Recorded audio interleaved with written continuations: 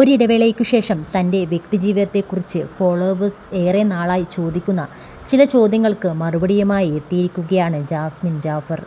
പ്രണയത്തിലാണോ എന്നടക്കമുള്ള ചോദ്യങ്ങൾക്ക് താരം മറുപടി നൽകുന്നുണ്ട്. വഞ്ചന ഏറ്റുവാങ്ങേണ്ടി വന്നിട്ടുണ്ടോ എന്ന ചോദ്യത്തിനാണ് താരം ആദ്യം മറുപടി നൽകിയത്. ഭൂരിഭാഗം പേരും ഒരിക്കലെങ്കിലും പിന്നിൽ നിന്ന് കുത്തുക പതിവാണ്, വഞ്ചിക്കുക തുടങ്ങിയ കാര്യങ്ങളൊക്കെ ചെയ്തിട്ടുണ്ടാകും. ആരെയും ഉപദ്രവിക്കാത്ത, ചതിച്ചിട്ടില്ലാത്ത, വഞ്ചിക്കാത്ത പുണ്യവതിയാണ് ഞാനെന്ന് ഞാൻ സ്വയം കരുതിയിരുന്നത്. സ്ട്രെയിറ്റ് ഫോർവേഡാണ്, ദേഷ്യപ്പെടുമെങ്കിലും ജെനുവിനാണ്. ആരെയും പിന്നിൽ നിന്ന് കുത്തി വേദനിപ്പിക്കില്ലെന്ന ചിന്ത എനിക്ക് ഉണ്ടായിരുന്നു. പക്ഷേ എനിക്ക് മനസ്സിലായി എൻ്റെ ഭാഗത്ത് നിന്ന് തെറ്റ് പറ്റിയിട്ടുണ്ടെന്ന്. അതുകൊണ്ട് എന്നോട് തെറ്റ് ചെയ്തവരോടും ഞാൻ ക്ഷമിച്ചു. നെഗറ്റിവിറ്റി ഹാൻഡിൽ ചെയ്യാൻ ആദ്യം ബുദ്ധിമുട്ടായിരുന്നു. അതുകൊണ്ട് തന്നെ ഒരുപാട് കരഞ്ഞിട്ടുണ്ട്. അതുപോലെ എൻ്റെ പ്രൊഫഷണൽ ബാക്ക്ഗ്രൗണ്ടിനെ കുറിച്ച് ഒരുപാട് പേർ ചോദിക്കാറുണ്ട്.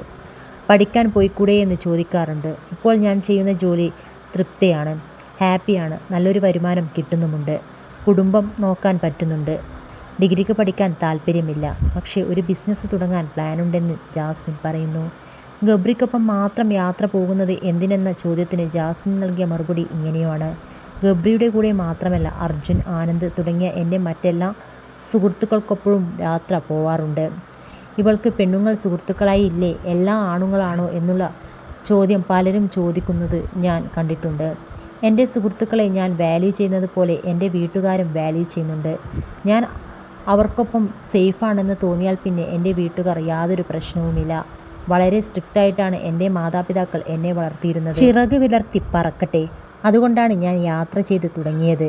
ഗബ്രിക്കൊപ്പമുള്ള കോണ്ടന്റുകൾക്ക് കുറച്ചുകൂടി റീച്ചുണ്ട്. മാത്രമല്ല, ഒരുമിച്ച് യാത്ര ചെയ്യാൻ ഞങ്ങൾക്ക് ഇഷ്ടവുമാണ്. അതിൽ വീട്ടുകാർക്ക് പ്രശ്നമില്ല. പെൺസുഹൃത്തുക്കൾ നുണ്ണിപ്പെറുക്കാൻ മാത്രമേ ഉള്ളൂവെന്നും ജാസ്മിൻ പറയുന്നു. വിവാഹത്തെക്കുറിച്ച് ചിന്തിച്ചു തുടങ്ങിയോ എന്നായിരുന്നു മറ്റു ചിലർക്ക് അറിയേണ്ടിയിരുന്നത്. ഞാനിപ്പോൾ കല്യാണം കഴിക്കാൻ ഉദ്ദേശിച്ചിട്ടില്ല. 10ാം ക്ലാസ് കഴിഞ്ഞ സമയത്ത് ഇനി കല്യാണം കഴിക്കാനാണ് താല്പര്യമെന്ന് പറഞ്ഞ ടീമാണ് ഞാൻ. കല്യാണം കഴിച്ച് കുടുംബമായി ജീവിച്ചാൽ മതിയെന്ന് ഒരു സമയത്ത് ഞാൻ ചിന്തിച്ചിരുന്നു. ഇപ്പോഴും ആഗ്രഹമുണ്ട്. ചേർന്നൊരാളെ കിട്ടിയാൽ, മനസ്സിലാക്കാൻ പറ്റുന്ന ഒരാളെ കിട്ടുന്നതുവരെ വിവാഹം കഴിക്കില്ല. പിന്നെ ഞാൻ സിംഗിളാണ്. റെഡി ടു മിങ്കിൾ ആണെങ്കിലും എനിക്ക് കുറേ കുഴപ്പങ്ങളുണ്ട്.